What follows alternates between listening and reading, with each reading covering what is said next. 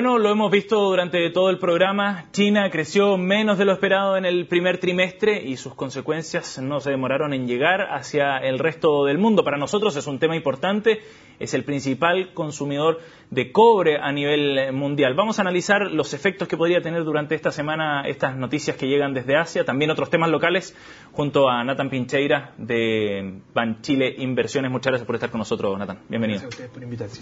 Nathan, esta sin duda una bomba, podríamos decir. Es una noticia importante porque todas las esperanzas estaban cifradas en que China fuese una especie de locomotora, ¿no?, para la recuperación a nivel mundial. ¿De qué magnitud es este impacto, este crecimiento menor de lo esperado?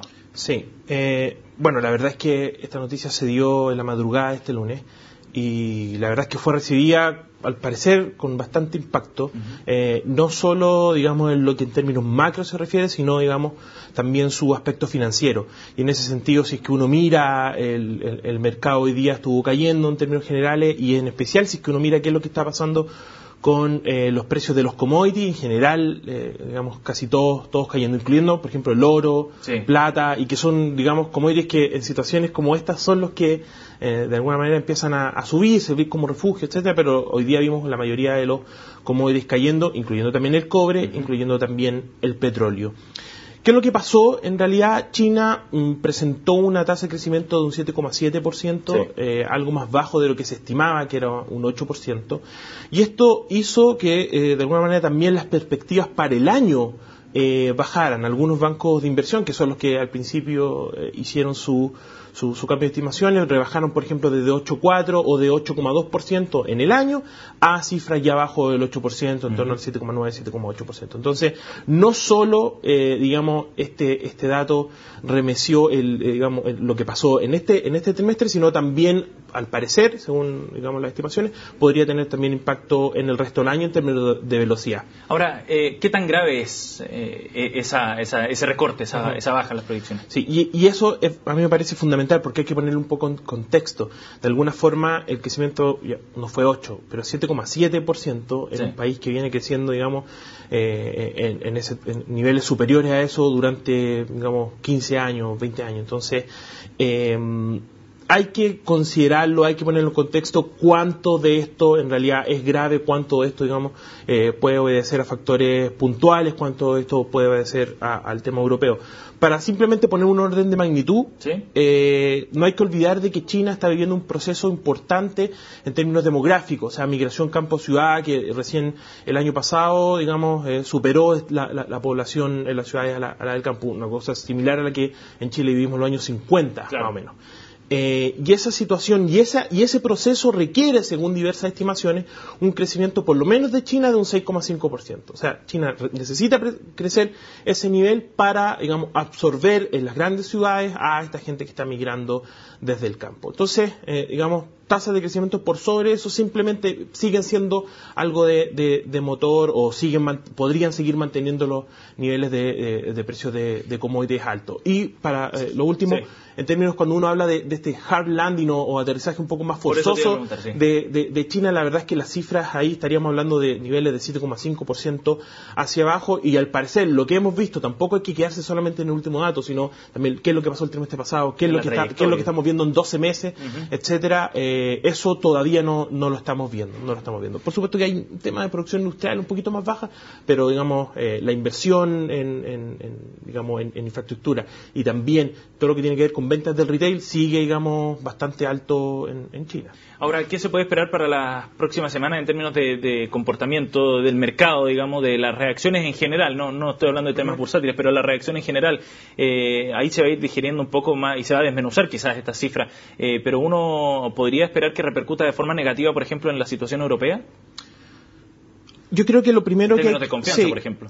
La verdad es que al parecer esta situación, la causalidad sería otra, y sería que de alguna forma China, en términos de, por ejemplo, su exportación, etcétera, y, digamos, las importaciones que necesita para eso estaría golpeado por la situación europea, en especial lo que tiene que ver con la situación de consumo. Entonces, digamos, al no tener un comprador importante, en ese sentido hay un impacto en lo que ha sido estas cifras de crecimiento chino. Ya como en el corto plazo hay que ver hay que siempre tratar de limpiar los efectos, porque muchas veces tenemos este mal dato que, entre comillas mal dato, puede tener algún tipo de impacto adicional en lo que pasa en precios de commodity o simplemente haber sido una sobrereacción y esperar, digamos, que esto vuelva a subir o a normalizarse algo.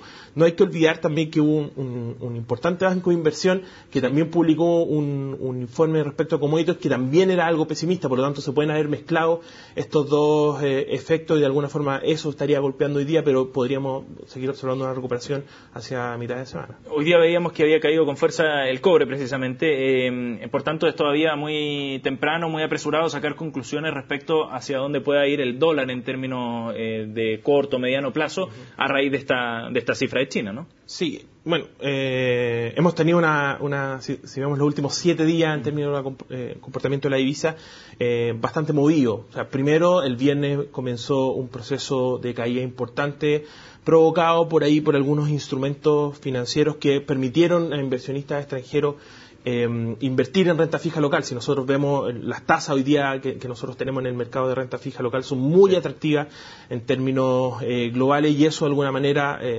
hace que inversionistas quieran estar acá. Entren más dólares al mercado. Exacto. Claro. Y algo de eso fue lo que sucedió hasta el día lunes, donde observamos algún tipo de rebote por la intervención verbal, etcétera. Lo que uno quiera decir, pero un rebote. Y hoy día nuevamente con esta situación de China, la caída